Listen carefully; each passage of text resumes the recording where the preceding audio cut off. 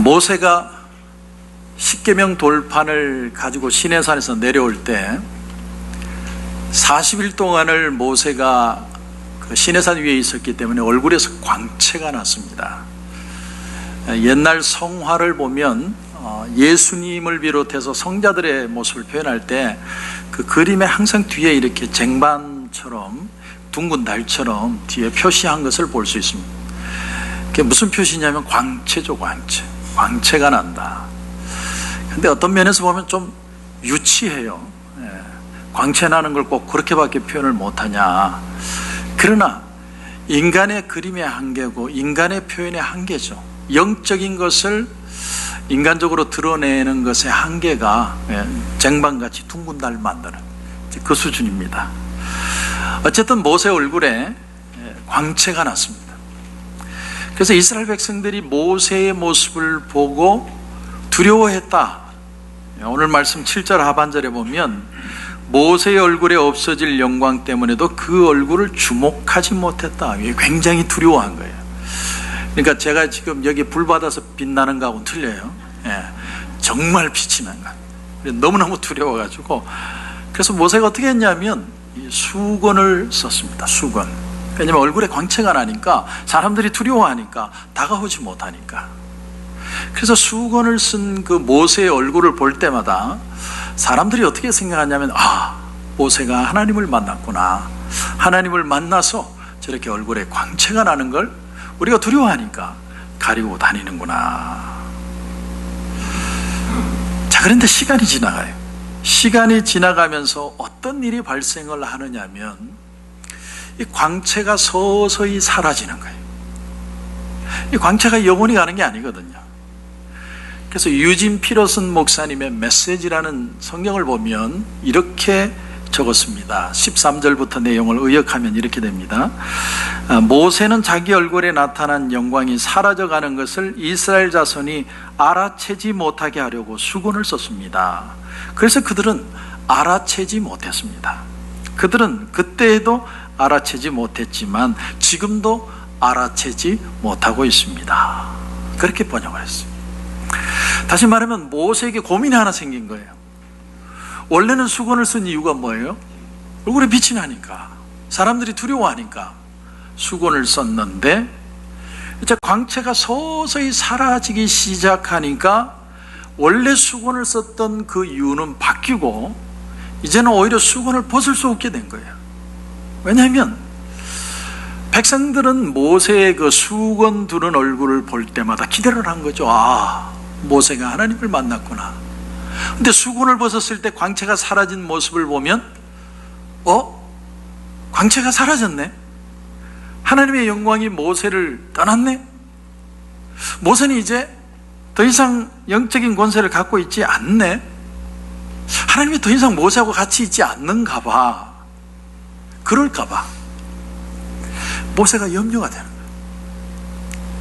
이건 어쩌면 모세의 인간적인 고민이죠. 왜냐하면 그 광채는 하나님을 만났기 때문에 나는 것이고 또 내 속에서 어떤 걸 드러내는 광채가 아니거든요. 그러나 사실 이것은 또 어떤 면에서 보면 백성들에게도 문제가 있는 거예요. 왜 백성들이 그걸 이해를 못하느냐 하는 겁니다. 하나님이 은혜를 주셔야 기쁘고 은혜를 주셔야 역사도 있는 것이지 인간이 대단한 게 아니거든요.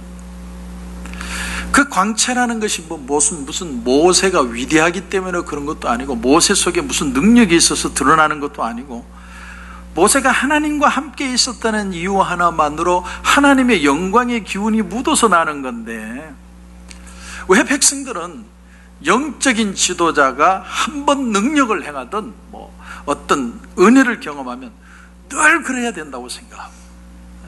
그래서 뭔가 지도자는 자기들과 뭔가 다를 것이라고 생각하고 그걸 요구하고 그렇지 않으면 시험이 드느냐. 다 같은 인간인데 이건 백성들에게 문제가 있는 거예요. 백성들이 지도자는 자기와는 뭔가 다른 특별한 존재라고 생각을 하고 제가 화장실 가는 것도 이상하게 생각하고 그런 걸 자꾸 요구하다 보니까 지도자도 지도력이 효험이 있기 위해서는 자기의 실제 모습하고는 다르게 더 영적이고 더 거룩하고 더 특별한 모습을 사람들에게 보여야 된다는 부담감을 가질 수밖에 없습니다.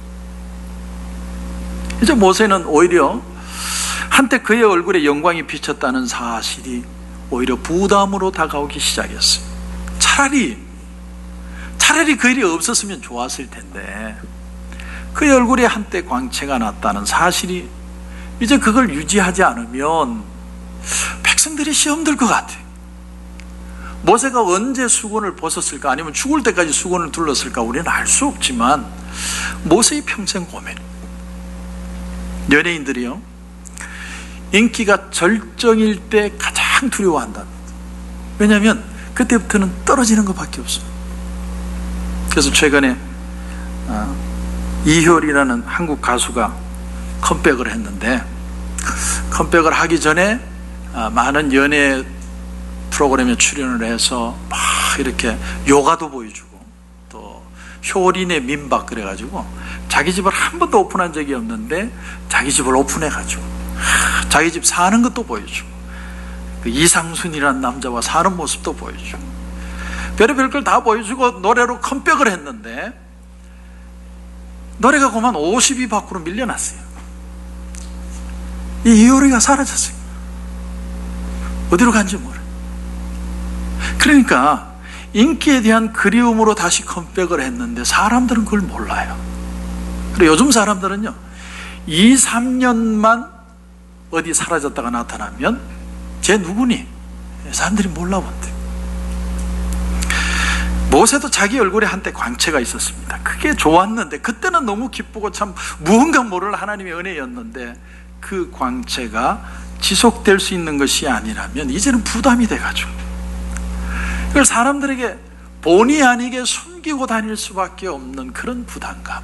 여러분 그거 이해하시겠습니까? 모세가 그 사실을 처음부터 알았는지 아닌지는 모르겠어요. 여러분, 훌륭한 그림을 그리는 그런 유명한 화가의 그림을 보면요, 잠시 동안은 자기도 그런 비슷한 그림을 그려요. 자기도 그림을 좀 제법 그려요. 근데 곧 사라져요. 왜냐하면 그건 그 화가에게 어떤 영향을 받은 일순간의 부분이기 때문에. 우리가 어떤 굉장히 피아노를 잘 치는 어떤 그 연주자의 음악을 들으면, 그 음악을 듣고 나서 내가 연주를 하면요, 나도 잘해요. 어느 정도는 잘합니다. 왜냐하면 그 천재 연주가의 그 천재성의 기운이 약간 나에게 오는 것 같아서. 근데 그것도 다 사라져요. 그러니까 모든 게 다 일시적입니다. 일시적. 그러니까 여러분, 매일같이 변함없이 하나님의 말씀을 읽고 묵상하고 말씀을 듣는 것이 축복인 줄 믿으시기 바랍니다. 그게 얼마나 귀한지 몰라요. 내 삶에 꾸준한 것만 진짜예요. 마찬가지로 모세가 자기 속에 자기 얼굴에 광채가 날 만한 게 없어요. 모든 선물은 어디서부터 와요? 어디서부터 옵니까? 모르세요? 하늘로부터 위로부터 오는 거예요. 하나님이 은혜를 주셔야 내가 은혜가 되는 것이지 사람 속에 선한 게 있는 게 아니에요. 그렇기 때문에 모세 얼굴에 광채가 났던 이유는 그가 하나님의 영광 가운데 40일을 같이 있었기 때문에, 하나님의 영광이 잠시 그에게 묻어와서 그 얼굴에 빛이 났을 뿐이에요. 그렇기 때문에 오늘 말씀이 우선 우리에게 주는 도전이 뭐냐? 여러분 14절 보십시오. 보시면, 그러나 그들의 마음이 완고하여 오늘까지도 구약을 읽을 때에 그 수건이 벗겨지지 않는다, 이렇게 표현합니다. 모세만 수건을 쓴 게 아니고 이스라엘 백성들도 수건을 썼대요. 여러분, 이건 모순이죠. 이스라엘 백성들이 무슨 수건을 썼어요?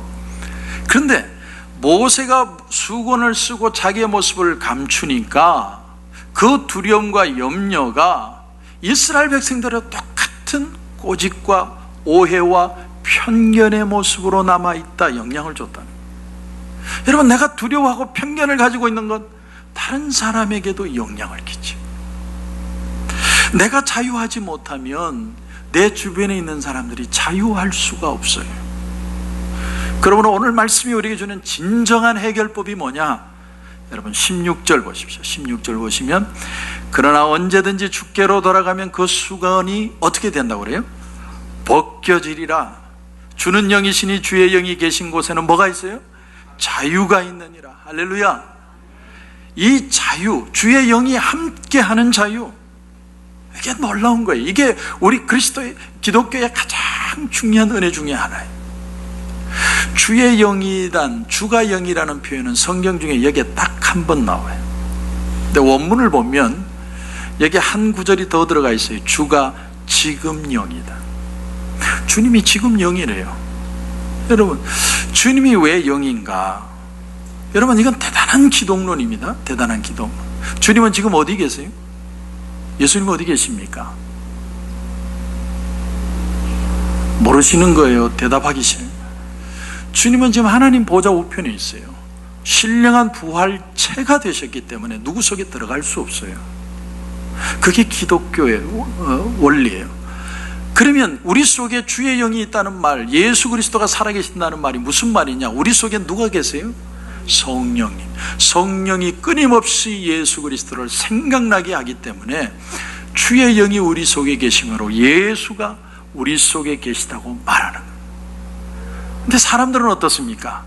얼굴에 수건을 뒤집어 쓰고 편견과 두려움을 가지고 눈앞에 나타나는 것만 전부 다 진짜라고 생각을 하면서 그런 어떤 눈에 보이지 않는 구속과 편견과 어떤 그런 속박 속에 살고 있어요. 그래서 일찍이 사회학자였던 루소가 이런 말을 했습니다. 10대는 케이크에 매이고 20대는 연인에 매이고 30대는 쾌락에 매이고 40대는 야심에 매이고 50대는 탐욕에 매이고 60대는 절망에 매인다, 이렇게 했어요. 아마 그때까지는 60대까지 살면 오래 살았던 것 같아요. 여러분은 정말 자유하세요?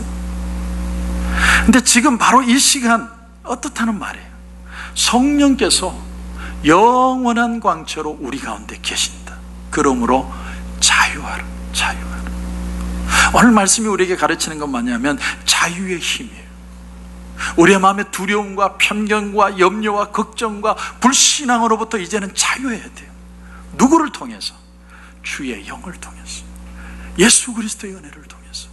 그래서 우리가 예수를 믿는 겁니다. 그렇기 때문에 예수 믿는 사람은 도움을 받는 입장만 있을 수가 없어요.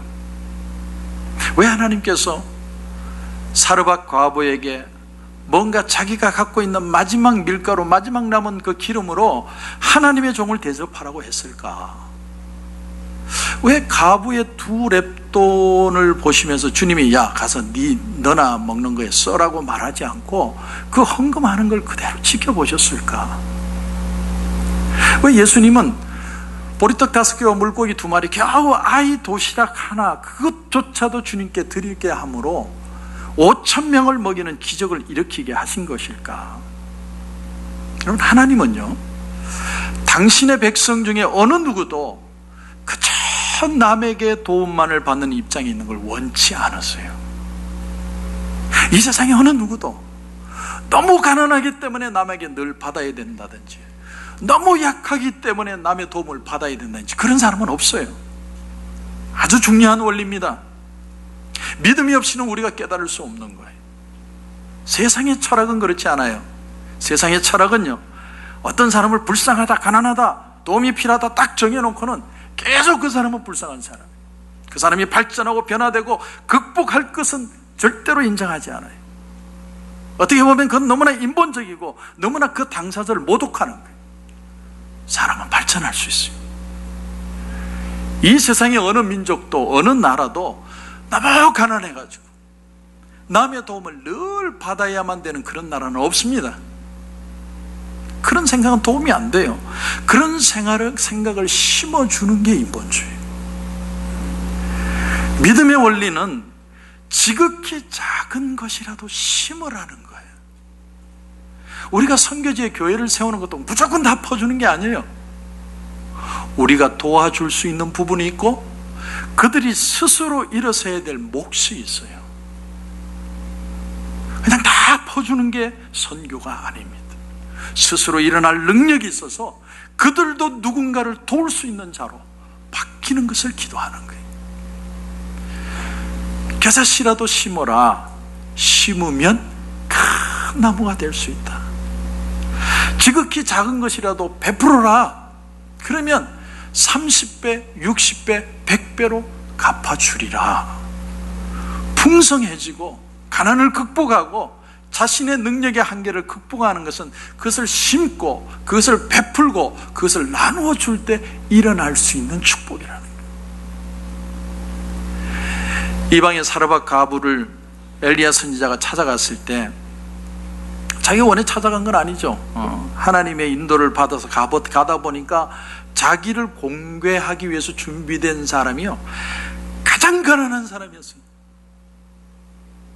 집에 땔감이 없어서 길거리에 나가서 나뭇가지를 주워서 와서 땔감으로 써야만 하는 사람. 그러나 그 땔감으로도 마지막 한 움큼 남은 밀가루와 기름을 가지고 먹고 자기 아들하고 막 죽으려고 하는 여자. 뭘 말하냐면 가난의 극치를 말해요. 그런데 그의 가난함이 게을러서도 아니고 능력이 없어서도 아니고 흉년이 왔기 때문에, 사람이 가난한 것이 꼭 자기의 잘못만은 아니에요. 나는 애쓰고 수고하는데 환경이 도와주지 않을 수도 있어요. 그렇기 때문에 가난한 것이 아니라 그 지방에 비가 내리지 않았기 때문에 가난이 찾아옵니다. 근데 하나님이 엘리야에게, 그 여자에게 다가가서 뭐라고 얘기하게 하느냐면, 너희 집에 뭐가 있느냐. 이게 말이 됩니까? 그러니까 여자도 절망적이에요. 우리 집에는 아무것도 없고 한 움큼의 밀가루와 조금의 기름이 있는데 이걸 떡 만들어 먹고 내 아들과 죽으려고 그런다. 참 얼마나 가슴 아픈 얘기예요. 그때 엘리야가 무슨 말을 하는지 압니까? 두려워하지 말고 가서 네 말대로 하려니와 먼저 그것으로 나를 위하여, 떡 하나 만들 정도밖에 안 되는데 작은 떡 한 개를 만들어 내게로 가져오고 그 후에 너와 내 아들을 위하여 만들어라. 하나 만들 것밖에 없는데 그걸 또 나누래. 이스라엘의 하나님 여호와의 말씀이 나 여호와가 비를 지면에 내리는 날까지 그 통에 가루가 떨어지지 아니하고 그 병에 기름이 없어지지 아니하리라. 여러분, 이것은 남자가 말하기에는 정말로 힘든 일이에요. 어떤 남자가 이제 이거 먹고 죽으려는 여자에게 그거 나한테 좀 주고 그 다음에 당신 먹고 죽으시오, 그렇게 말할 수 있는 사람, 그런 사람이 어디 있겠어요? 그러나 지금 엘리야는 자기의 배를 채우기 위해서 말하는 게 아니에요. 그 가부가 그 아들과 살아나기 위한 방법, 그 과부와 그 아들이 하나님의 능력을 체험하는 것을 보여주기 위해서, 믿음의 능력이 무엇인가를 보여주기 위해서 자기의 자존심도 무릅쓰고 그 여인에게 말하는 거예요. 그런데 그래도 순종을 했더니 어떤 일이 일어나요? 정말로 다시 비가 올 때까지, 이게 중요합니다. 비가 오면 그게 그치는 거예요. 비가 오지 않는 가뭄의 기간 동안은 그 가루가 끊어지지 않고 기름이 끊어지지 않도록 하나님이 축복해 주셨어요. 그러나 비가 올 때는 끝나는 거예요. 하나님의 은혜가 우리와 함께 하신다는 걸 보여주는 거예요. 비록 이방 여인일지라도 하나님은 그녀를 외면하지 않으십니다. 그리고 우리가 일어설 수 있는 부분을 하나님께서는 우리가 일어서야 된다고 얘기합니다.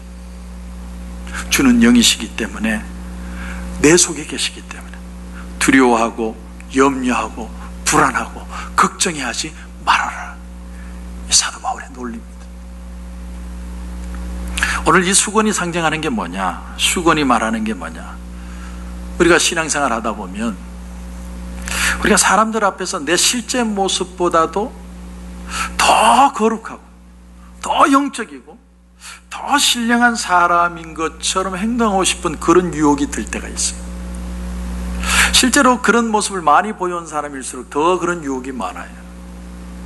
모세도 거기서 자유를 못했어요. 모세도 자기의 모습이 거룩해야 된다는 그 어떤 생각에 붙들려 있습니다. 자기 얼굴에 광채가 사라진다는 건 결국은 자기가 실력 없다라는 걸 보여주는 것으로 생각을 한 거예요. 왜 그랬냐면 광채가 있어도 말을 안 듣는데 광채까지라도 없으면 이 사람들이 내 말을 듣겠냐는. 근데 오늘 본문을 이제 좀 더 구체적으로 보면 오늘 말씀이 참 이게 어렵습니다. 논리로는 맞는 얘기인데 말로 글을 적으니까 엄청나게 어려워요. 여러분 10절부터 한번 보세요. 영광되었던 것이 더 큰 영광으로 말미암아 이에 영광될 것이 없으나 없어질 것도 영광으로 말미암았은즉 길이 있을 것은 더욱 영광 가운데 있느니라. What are you talking about? 뭔 말이야 이게? 그러니까 이게 논리로는 맞는데 글로 적으니까 복잡한 거예요. 자, 이게 무슨 얘기냐면 두 가지를 비교하는 겁니다. 어떤 거냐면 모세의 율법과 예수 그리스도의 은혜, 구약 시대와 신약 시대, 율법과 성령, 이걸 지금 계속 비교해 가는 거예요. 그러니까 이 말을 의역해 보면 이렇게 돼요. 그 율법에도 영광이 있었는데 그 율법에도 영광이 있었다면 은혜는 얼마나 영광이 많겠느냐. 또 그 율법은 정죄하는 것인데도 영광이 있었다면 의롭게 하는 것은 얼마나 더 영광이 되겠느냐. 또 그 율법의 영광은 사라지는 영광인데도 그렇게 사람들이 놀랐다면 영원한 영광은 얼마나 큰 것이 되겠느냐. 비교하는 거예요. 비교. 그래서 여러분 7절부터 다시 보면 7절, 돌에 써서 새긴 죽게 하는 율법 조문의 직분도 영광이 있어. 어렵죠. 이 모세의 율법이라는 말은 돌판에 새긴 율법이죠. 모세가 돌판에 새겼습니다. 근데 그게 죽게 하는 율법 조문, 조문이라는 말은 레터입니다. 글자입니다. 그러니까 죽게 하는 글자라는 거예요. 죽게 하는 글자라는 뜻이 뭐예요? 율법이 사람의 죄를 다 지적하기 때문에 결국은 그 율법의 글에 의해서 사람이 죽는 거예요. 그래서 돌에 써서 새긴 죽게 하는 율법 조문의 직분도 영광이 있어 이스라엘 자손들은 모세의 얼굴에 없어질 영광 때문에도, 여기 없어질 영광이라는 건 사라질 광채를 말해요. 사라질 광채 하나만 봐도 모세가 두려워서 못 봤는데 하물며, 비교하는 겁니다. 하물며 영의 직분은 더욱 영광이 있지 아니하겠느냐. 네, 돌판의 율법의 영광도 영광이 있어서 그것도 영광이라고 하는데 사라질 것도 영광이라 하면서 하물며 성령의 영광이 얼마나 크겠느냐. 그리고 9절에 정죄의 직분도 이렇게 표현합니다. 율법의 역할이 뭐냐면 정죄하는 거죠. 뭐뭐 하지 말아라, 뭐뭐만 해라. 항상 사람을 정죄. 그래서 율법에 매이면 사람이 자유가 없어요.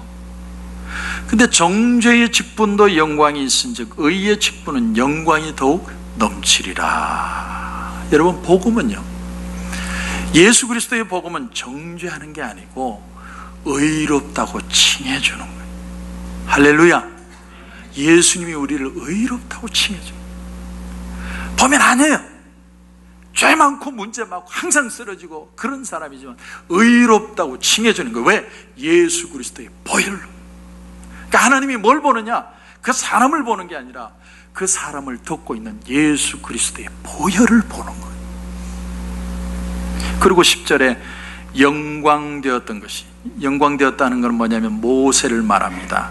그러니까 모세가 더 큰 영광, 더 큰 영광은 예수 그리스도를 말하는 겁니다. 그러니까 모세가 영광되었던 것이 이제 예수 그리스도로 말미암아 이제 더 영광될 것이 없으나, 그게 비교하면 모세의 영광은 아무것도 아니라는 거죠.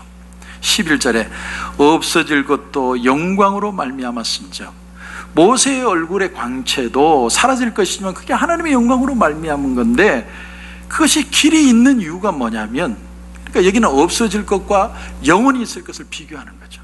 바로 모세의 영광은 잠깐이지만 예수 그리스도의 은혜는 영원한 것이다. 그걸 표현하는 거예요. 그러므로 오늘 말씀의 결론이 뭐예요?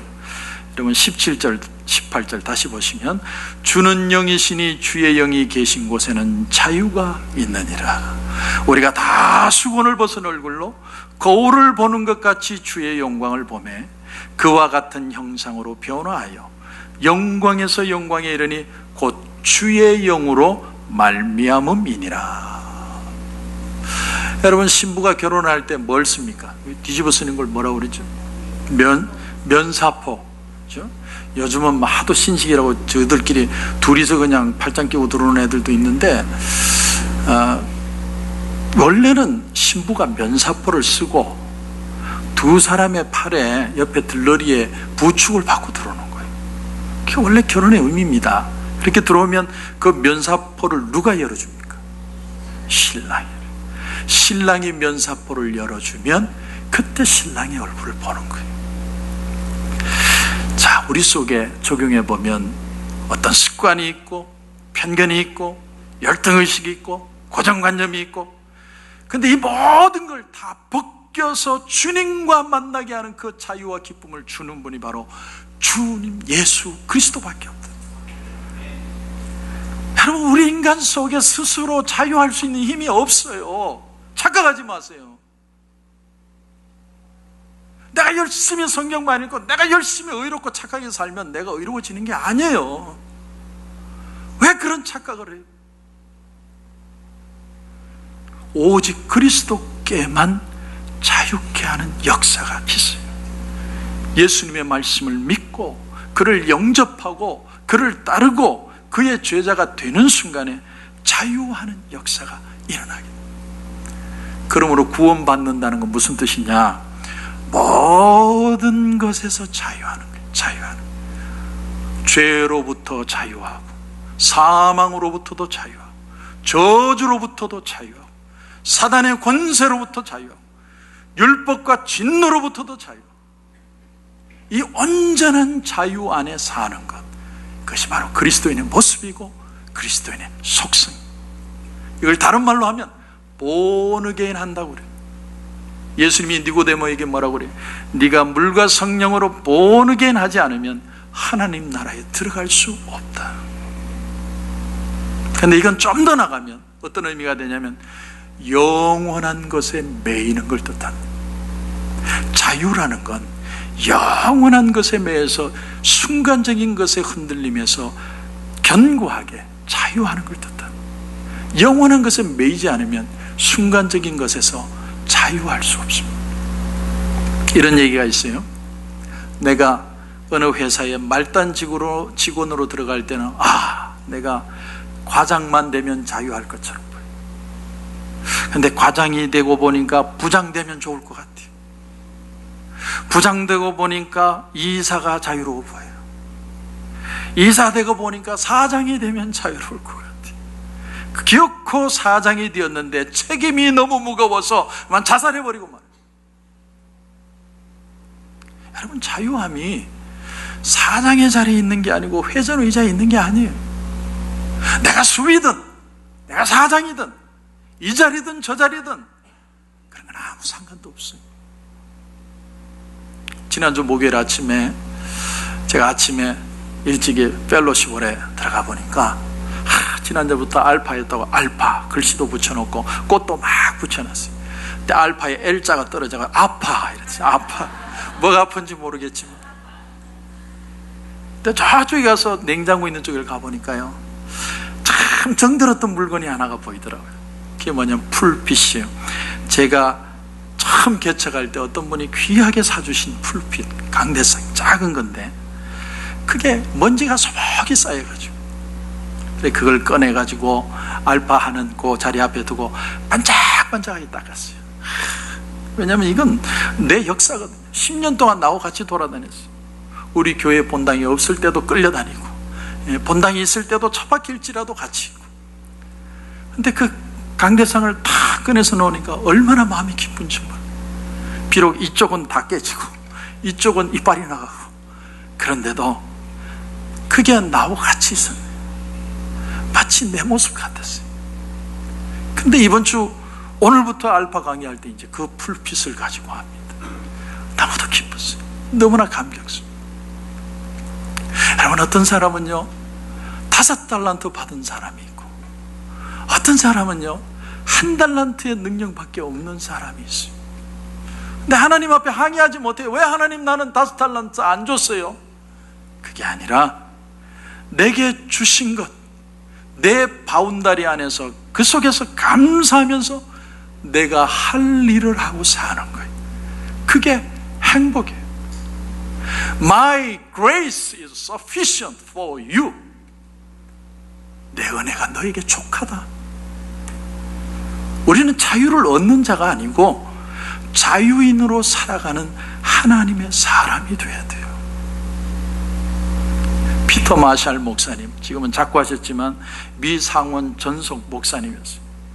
이분이 상원 개의할 때 이런 기도를 드렸다고 합니다.